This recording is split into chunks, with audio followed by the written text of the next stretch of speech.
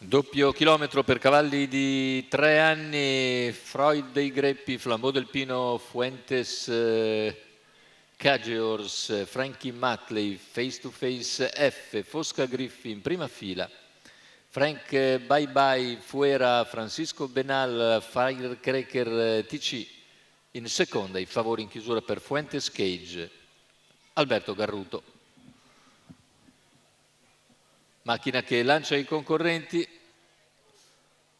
partiti, sono veloci proprio Fuentes Cageors e all'esterno Face to Face F che si avvantaggia e scende alla corda dopo 150 metri di gara. Face to Face in vantaggio nei confronti di Fuentes Cageors, terza posizione per Freud dei Greppi, all'esterno avanza Fosca Griff.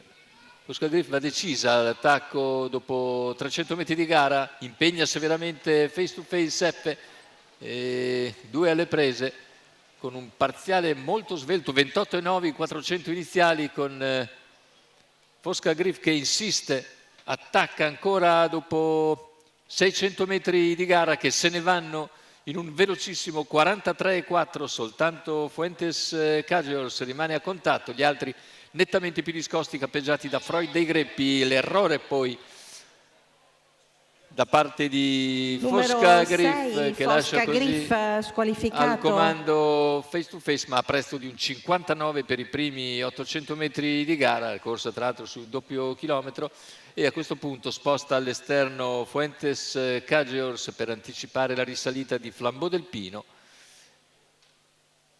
1,15,6 per il passaggio dei primi 1000 metri di gara. Passa in vantaggio Fuentes Cageors su Face to Face F, terza posizione per Flambeau del Pino.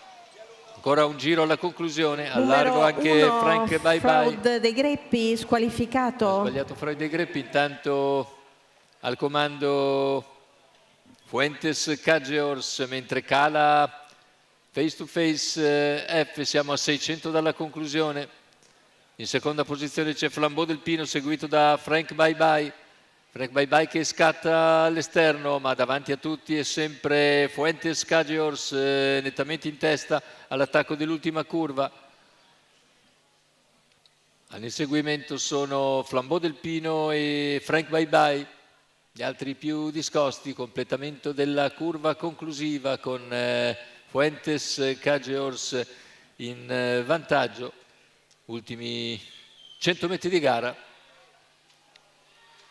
Fuentes Cageors nel finale stacca per vincere agevolmente. Il secondo posto è per il numero 7 Frank Bye Bye, mentre Flambeau del Pino conserva il terzo dall'affondo interno di Firecracker TC. Successo quindi per quello che era favorito, vale a dire Fuentes Cageors, che Alberto Garruto ha portato a un netto primo piano sul doppio chilometro per conto di Holger Elert della scuderia Le Tagliate. Andiamo a rivedere il primo piano di Fuentes Cageors, il secondo posto per un Frank Bye Bye abbastanza ignorato, al terzo finisce Flambeau del Pino.